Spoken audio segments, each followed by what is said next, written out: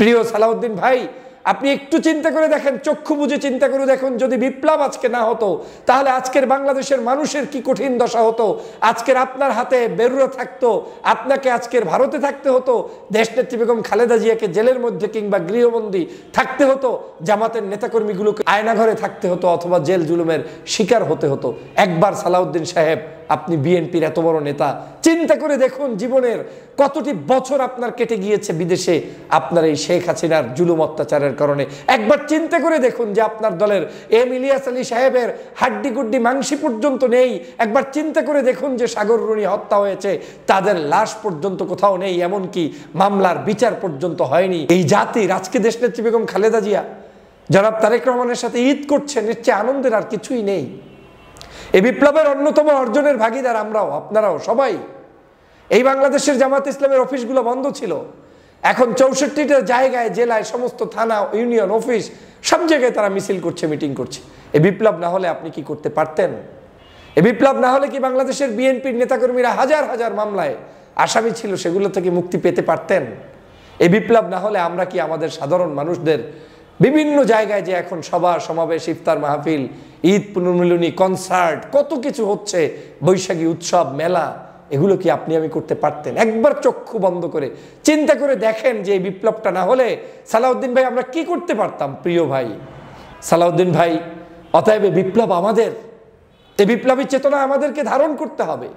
এই বিপ্লব আমাদেরকে পথ খুলে দিয়েছে, প্রশস্ত করেছে। এই বিপ্লব আমাদেরকে স্বাধীন দেশে কথা বলার সুযোগ করে দিয়েছে। এই বিপ্লব আমাদেরকে আগামী দিনের নতুন রাজনীতিতে প্রবেশ করার সুযোগ করে দিয়েছে। বিএনপির স্থায়ী কমিটির সদস্য জনাব সালাউদ্দিন আহমেদ সাহেব সাম্প্রতিক সময়ে একটি বক্তব্য রেখেছেন। সেই বক্তব্য নিয়ে অনলাইনে অফলাইনে বেশ আলোচনা চলছে, সমালোচনা চলছে। মূলত তার এই বক্তব্যটি নিয়ে আলোচনা সমালোচনার অন্যতম কারণ হচ্ছে তিনি 11ই আগস্ট কি মন্তব্য করেছিলেন এবং 13ই এপ্রিল 2025-এ এসে কি মন্তব্য করলেন, এটাকে এখন জনগণ চুলচেরা বিশ্লেষণ করছে এবং তাকে তুলোধনা করার চেষ্টাও করছে। আপনারা জানেন জনাব সালাউদ্দিন আহমেদ সাহেব বিএনপির একজন স্থায়ী কমিটির সদস্য, পাশাপাশি তিনি আজকের এই রাজনীতিতে অনেক বড় আলোচিত ব্যক্তিত্ব। আমরা যখন ফ্যাসিবাদী শেখ হাসিনার বিরুদ্ধে কথা বলতাম, তখন এই ভদ্রলোককে এই বাংলাদেশ থেকে বর্ডার ক্রস করিয়ে তারপরে গুম করার চেষ্টা করা হয়েছিল। পরবর্তীতে আমরা দেখেছি তাকে গুম না করে যে কোনোভাবে তিনি বেঁচে গিয়েছেন, আল্লাহর অশেষ মেহেরবানি, বিভিন্ন কলাকৌশল বা সামহাও তিনি ভারতের বর্ডারে থেকে ভারতের ভিতরে প্রবেশ করেন এবং ভারতে তার বেশ কয়েক বছর জীবনযাপন করতে হয়।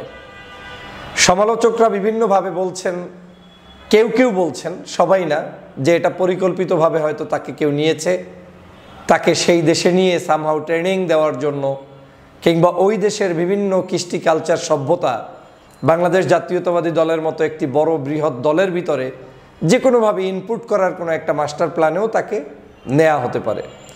যদিও আমি বিশ্বাস করি তিনি নির্যাতনের শিকার হয়ে, এম ইলিয়াস আলীরা যেভাবে গুম হয়েছে, তিনি হয়তো গুম হয়ে শেষ হয়ে যেতে পারতেন, কিন্তু এম ইলিয়াস আলীদেরকে শেষ করে দেওয়া হয়েছে। হাড্ডি গুড্ডি মাংস পর্যন্ত আমার জানা মতে এখন পর্যন্ত আছে বলে মনে হচ্ছে না। আরও বহু মানুষকে তখন গুম করা হয়েছে, তার মধ্যে আমান আল আজমি, মীর কাসেম আলীর ছেলে ব্যারিস্টার আরমান, এদেরকে কিন্তু এই আয়নাঘরে 13 বছর পর্যন্ত, 8 বছর পর্যন্ত রাখা হয়েছে। আবার এই 5ই আগস্টের পরে ছেড়ে দেওয়া হয়েছে। সালাউদ্দিন সাহেবও তেমনিভাবে গুম হয়েছেন, কিন্তু তিনি বাংলাদেশেও থাকার সৌভাগ্য অর্জন করেন নাই।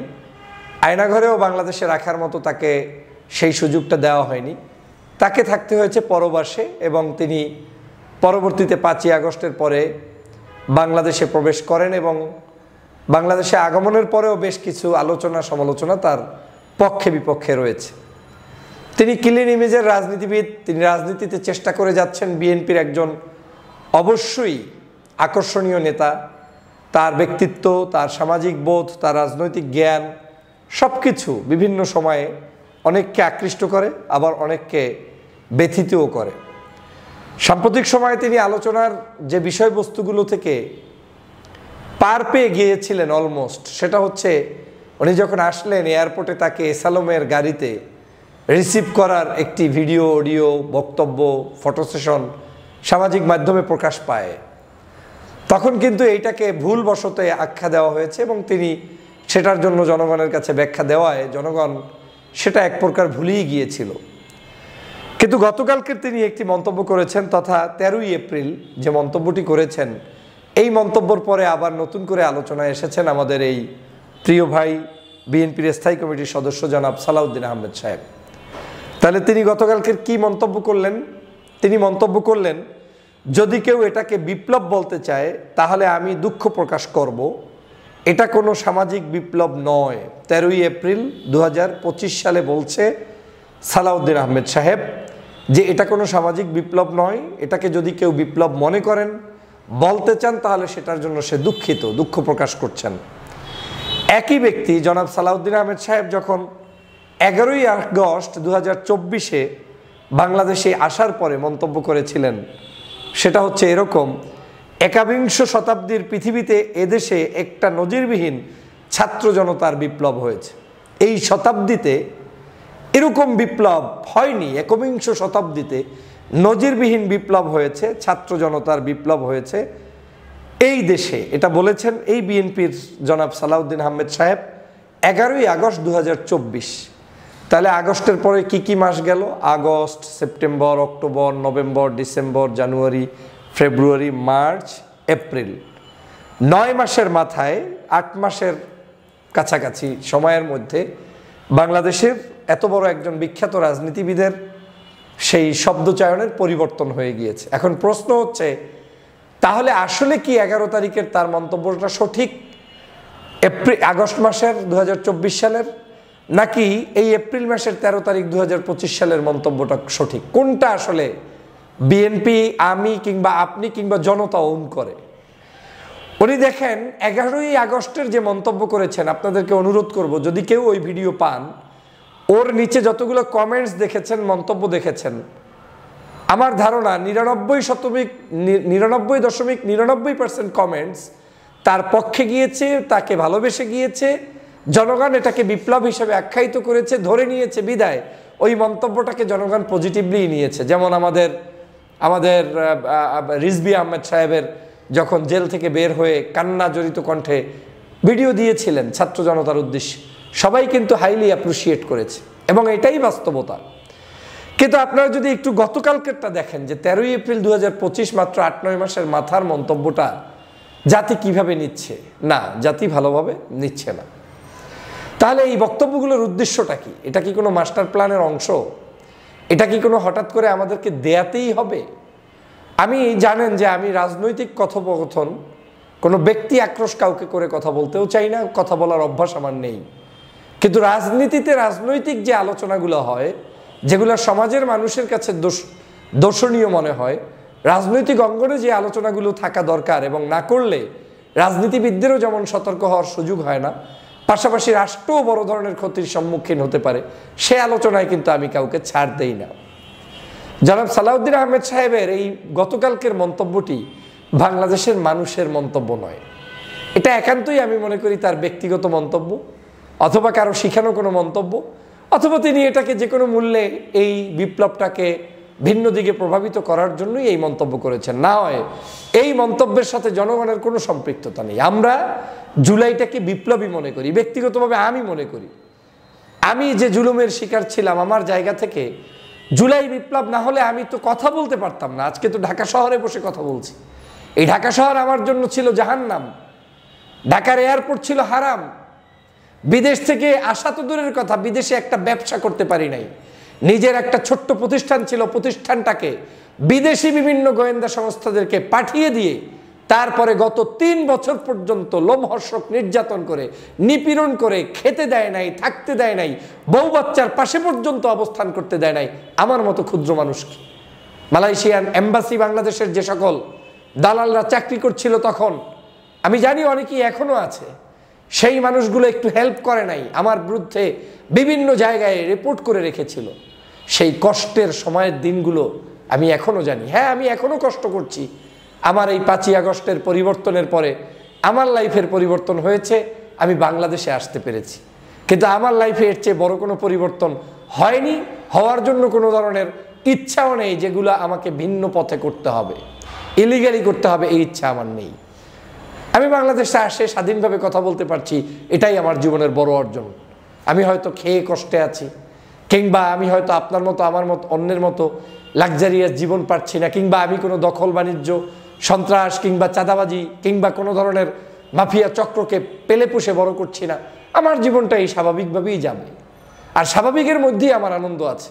তো আমার মতো ক্ষুদ্র মানুষের এতটুকু আনন্দতে আমি যদি হ্যাপি বোধ করি, জুলাই বিপ্লবটাকে ক্যারি করি, জুলাই বিপ্লবটা আমার, এবং এই জায়গায় জুলাই বিপ্লবে অংশগ্রহণকারী বহু মানুষ যদি আমার সাথে সৎ আচরণ নাও করেন, তারপরেও তাদেরকে আমি যেভাবে অ্যাকসেপ্ট করি, আজকের আমার এই প্রিয় ভাই তিনি যদি এই জুলাই বিপ্লবটাকে গ্রহণ করতে না চান, আমি মনে করব সেটা সম্পূর্ণ তার ব্যক্তির সাথেই এক ধরনের হিপোক্রেসি হবে। এই আচরণটা তার দ্বৈত নীতি হবে। কারণ আপনি তো 11 আগস্ট আপনি ডিক্লেয়ার দিয়ে দিয়েছেন এটা ঐতিহাসিক একটি বিপ্লব। আপনি 13ই এপ্রিল এসে 2025-এ 9 মাসের মাথায় এটাকে বিপ্লব না, এটা তো বলতে পারেন না, এই বক্তব্য তো যায় না। আর পারেন কি পারেন না এটা আপনাকে আমাকে কেউ বুদ্ধি শিখিয়ে দিতে হবে না। আপনি শুধুমাত্র ওই সময়ের কমেন্টসগুলো নিশ্চয়ই ভালো লেগেছে, তা এখন যারা কমেন্টস করে এটাও আপনার নিশ্চয়ই খারাপ লাগবে। তাহলে ভালো যেহেতু লিখেছে তার মানে রিয়েল পিপলরাই কমেন্টস করেছে, আর খারাপও যেহেতু অনেকে বলছে তার মানে এটাকে রিয়েল পিপলরাই খারাপ বলছে। আমাদের এই জায়গাটাই সমস্যা। আমরা যখন অনুপ্রাণিত হই, কেউ আমাদেরকে ভালো বলে, আমরা এটাকে মনে করি পজিটিভলি, হ্যাঁ এটা সত্যই বলেছে। কিন্তু কেউ যখন আমার সমালোচনা করে সেটাকে আমরা খুব একটা গায়ে মাখাতে চাই না, তখন ষড়যন্ত্রের গন্ধ খুঁজে পাই, তখন এটাকে ভিন্ন জায়গায় নিতে চাই, ভিন্ন স্টাইলে আমরা চিন্তা করি। কিন্তু এটা আমাদের জন্য, দেশের জন্য, বিশেষ করে দল চিন্তা চেতনার মানুষের জন্য অত্যন্ত ক্ষতিকর বলে আমি মনে করি।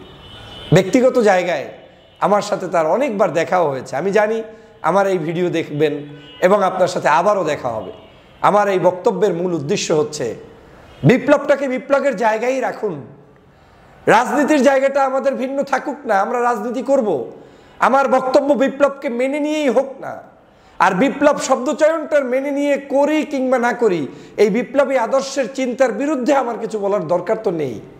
আমার রাজনীতি হোক আমার 31 দফা নিয়ে, জামাতের রাজনীতি হোক 41 দফা 40 দফা নিয়ে, ইসলামী আন্দোলন কিংবা অন্য দলের যে কোনো দফা নিয়ে, সংস্কার নিয়ে রাজনীতি হোক, আমাদের পক্ষে বিপক্ষে মন্তব্য থাকুক, বক্তব্য থাকুক, জিয়াউর রহমানের সঠিক আদর্শ প্রচার করুক, খালেদা জিয়ার ত্যাগ প্রকাশ করুক, অধিক অন্য ইসলামী রাজনৈতিক দলগুলো তাদের মতো করে তারা তাদের ক্যাম্পেইন করুক। জনগণ সিদ্ধান্ত নিবে কে ভালো কে মন্দ, কাকে জনগণ সিদ্ধান্ত নিয়ে বেছে নিবে সেটা জনগণ নিবে।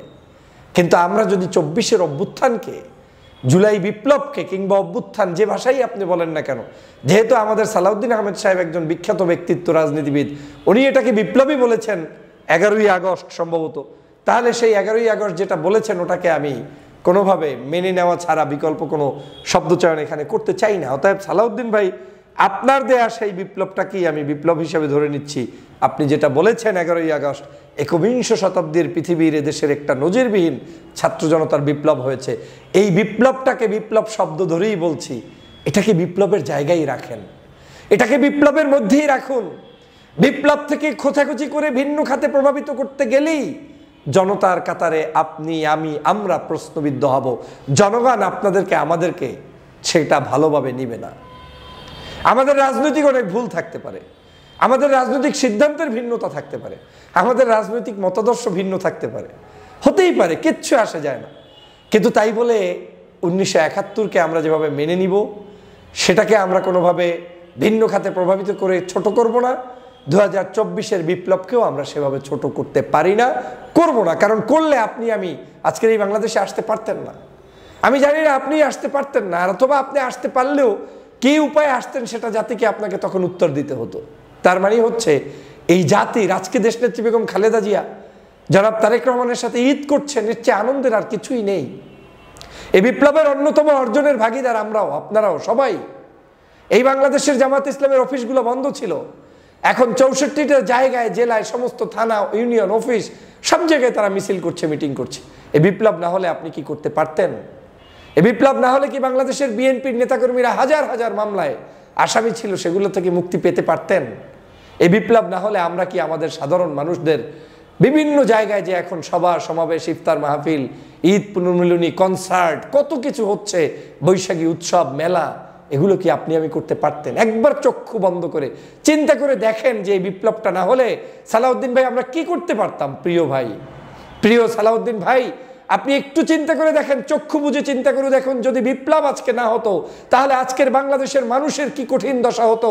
আজকের আপনার হাতে বেরুরা থাকতো, আপনাকে আজকের ভারতে থাকতে হতো, দেশনেত্রী বেগম খালেদা জিয়াকে জেলের মধ্যে কিংবা গৃহবন্দী থাকতে হতো, জামাতের নেতাকর্মীগুলোকে ঘরের মধ্যে কিংবা লুকিয়ে থেকে কিংবা আজকের তাদেরকে আয়নাঘরে থাকতে হতো অথবা জেল জুলুমের শিকার হতে হতো। একবার সালাউদ্দিন সাহেব, আপনি বিএনপির এত বড় নেতা, চিন্তা করে দেখুন জীবনের কতটি বছর আপনার কেটে গিয়েছে বিদেশে আপনার এই শেখ হাসিনার জুলুম অত্যাচারের কারণে। একবার চিন্তা করে দেখুন যে আপনার দলের এম ইলিয়াস আলী সাহেবের হাড্ডি গুড্ডি মাংসি পর্যন্ত নেই।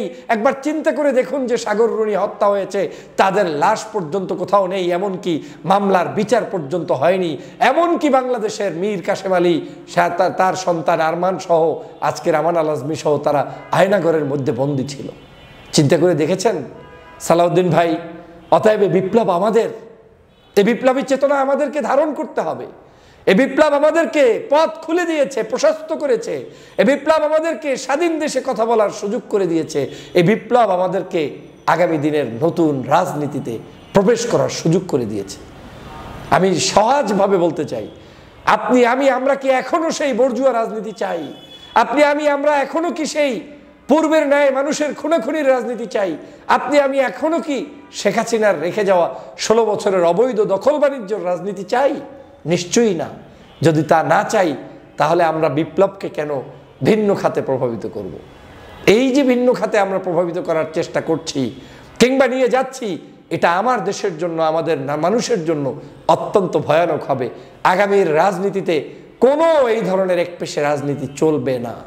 আগামীর রাজনীতিতে ভদ্র, সজ্জন, শিক্ষিত, মাধুর্যপূর্ণ আচার ব্যবহার এবং ধর্মীয় মূল্যবোধের উপরে ভিত্তি করেই জনগণকে রাজনীতি করতে হবে, বিকল্প কিচ্ছু নেই। হাসিনা বহু ট্যাগ লাগাতে চেয়েছে, যুদ্ধ অপরাধী ট্যাগ লাগিয়েছে, রাজাকার ট্যাগ লাগিয়েছে, আলবদর ট্যাগ লাগিয়েছে, আলেম ওলামাকে ট্যাগ লাগিয়েছে, আজহারিকে দেশ থেকে বিতাড়িত করেছে, আলেম ওলামাকে জেলের মধ্যে রেখেছে, মামুনুল সাহেবকে জেলের মধ্যে রেখেছে, চরমনের পীরের দাঁত ভেঙেছে। কি হয়েছে?